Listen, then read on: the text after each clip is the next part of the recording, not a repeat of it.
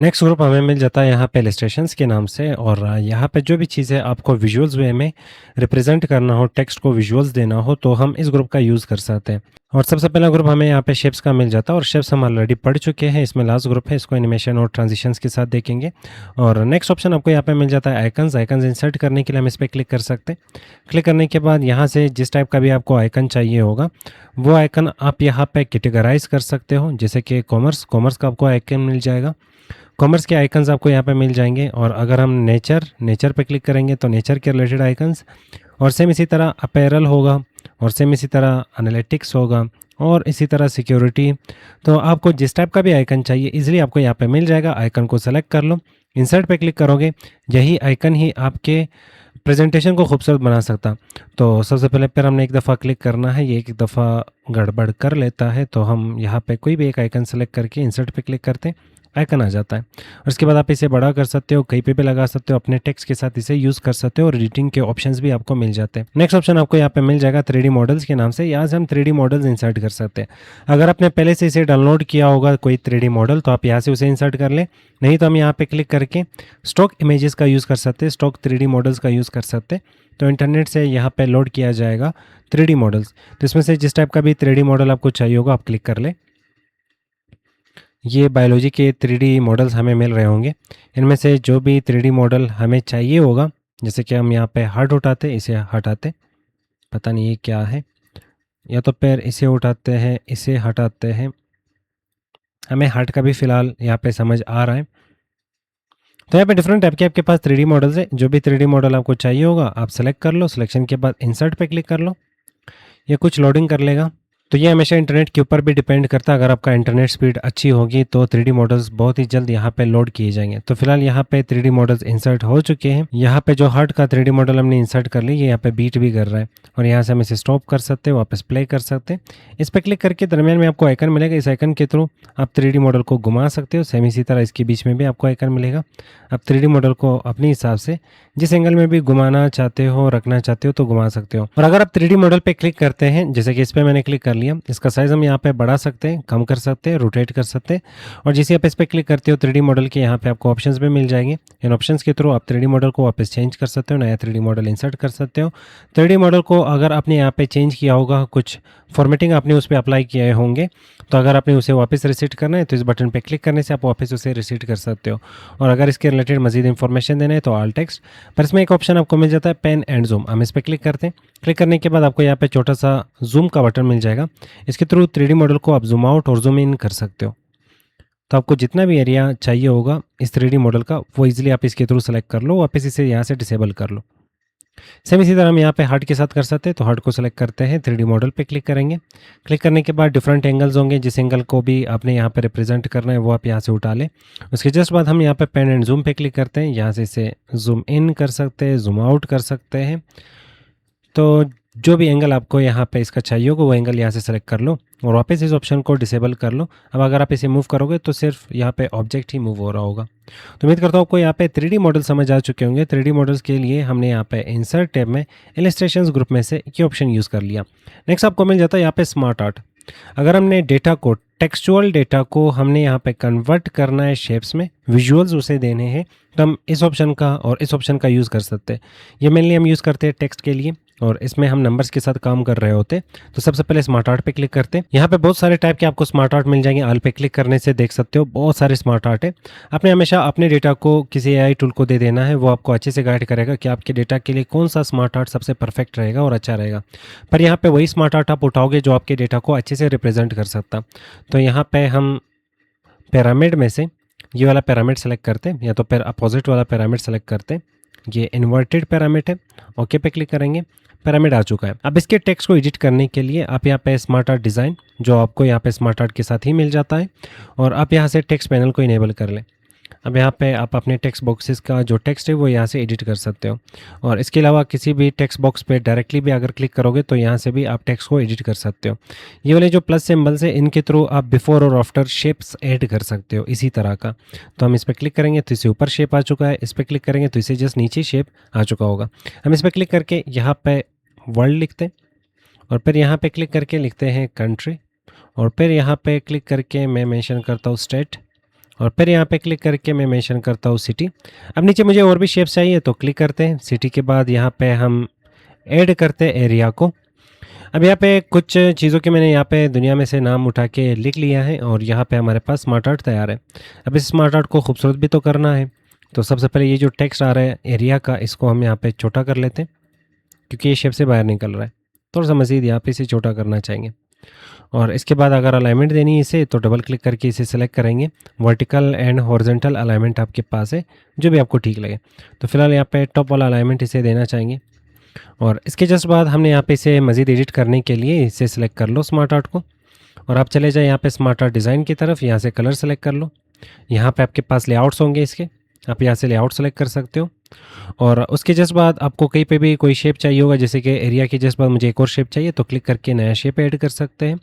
और फिलहाल के लिए शेप हम खाली रखते हैं और एरिया को सेलेक्ट करके इसका साइज़ बढ़ा के इसको यहाँ पे सेंटर रखते हैं, मिडल मतलब। अब इसको 3D फॉर्मेट भी देने के लिए हम यहाँ पे स्मार्ट आर्ट डिज़ाइन की तरफ जाके यहाँ पे 3D फॉर्मेट्स इसे दे सकते हैं। और अगर आपको टेक्स्ट का कलर पसंद नहीं आ रहा तो इनमें से जो शेप्स हैं उन शेप्स को शिफ्ट के साथ सेलेक्ट कर लो।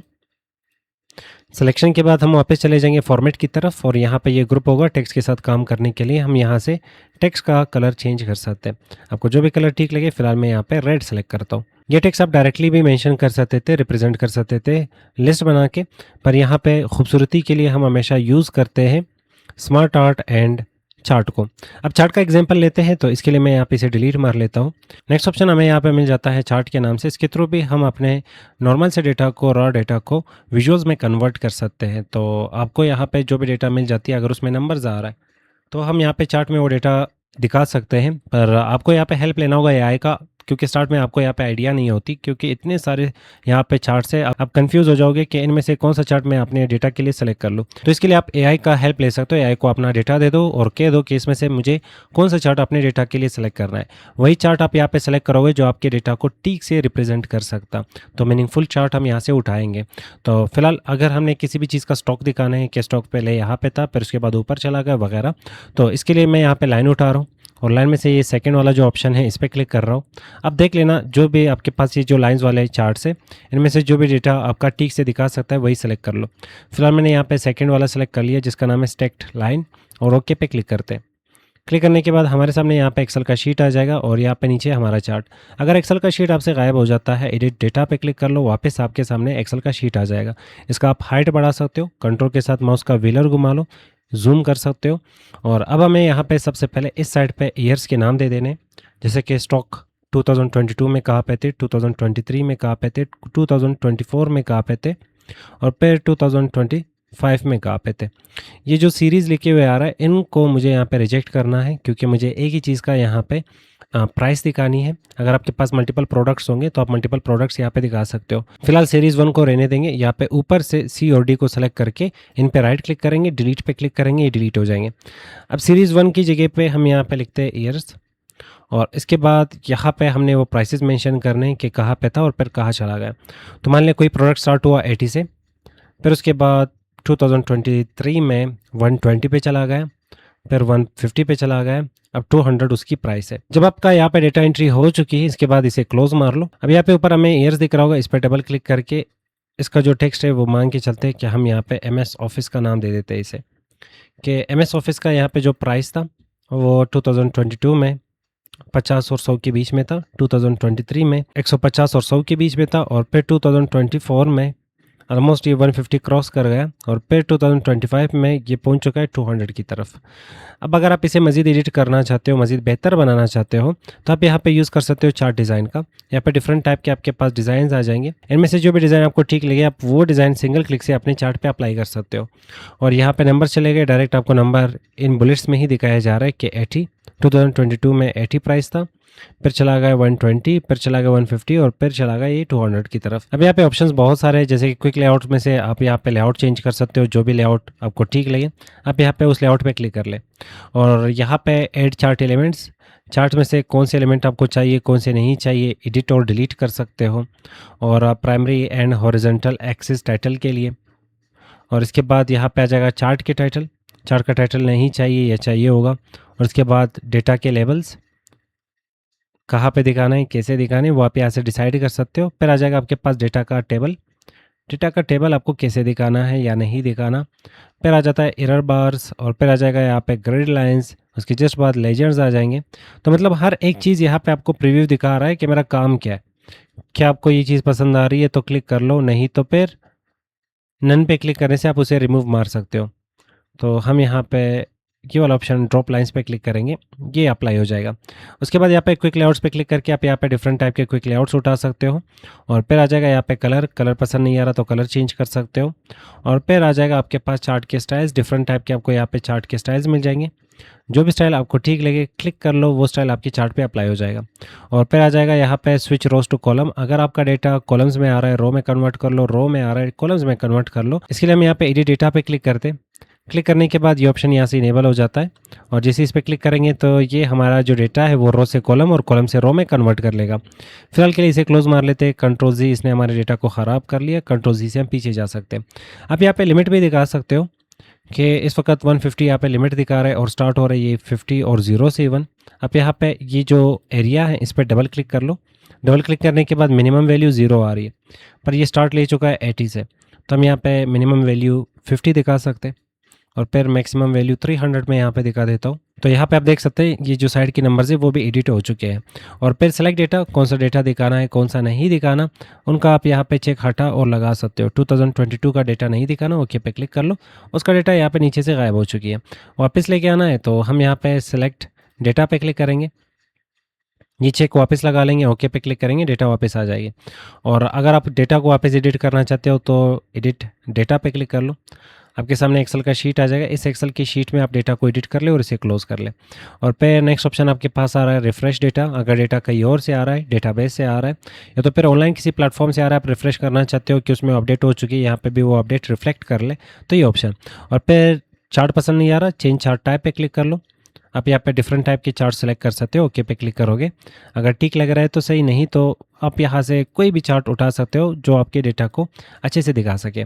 कंट्रोल जी प्रेस करेंगे एक दफ़ा, फिर कंट्रोल जी, तो हमारा चार्ट वापस नॉर्मल हो जाएगा जैसे कि डिफ़ॉल्ट था। फॉर्मेट पे क्लिक करते हैं, यहाँ पे भी आपके पास चार्ट का एरिया, आपको यहाँ पे सेलेक्ट क्या करना है, चार्ट का टाइटल सेलेक्ट करना है तो चार्ट का टाइटल सेलेक्ट हो जाएगा। और यहाँ से आप चार्ट के एरियाज़ को सेलेक्ट कर सकते हो, चार्ट्स के एलिमेंट्स को सेलेक्ट कर सकते हो। जैसे हम यहाँ पे क्लिक करते हैं, जो भी एलिमेंट आप यहाँ पे सेलेक्ट करना चाहते हो, वन क्लिक से वो एलिमेंट सेलेक्ट हो जाएगा। उसके बाद आप इसे एडिट करना चाहते हो तो ये ऑप्शंस आपके पास है जो ऑलरेडी आप पढ़ चुके हो। फिर आ जाता है यहाँ पे फॉर्मेट सिलेक्शन, जो सिलेक्शन आपने कर रखी है उसे फॉर्मेट करना। और लास्ट ऑप्शन आपको यहाँ पे मिल जाता है रिसेट टू मैच स्टाइल। अगर आपने यहाँ पे कोई चेंजेस किए होंगे, वो चेंजेस पसंद नहीं आ रहे तो इस ऑप्शन के थ्रू आप रिसेट कर लो। और यहाँ से आप मज़ीद शेप्स को इंसर्ट कर सकते हो, शेप्स को एडिट कर सकते हो और आगे के ऑप्शंस जो कि आप अपने चार्ट पे अप्लाई करके चार्ट को मज़ीद बेहतर बना सकते हो।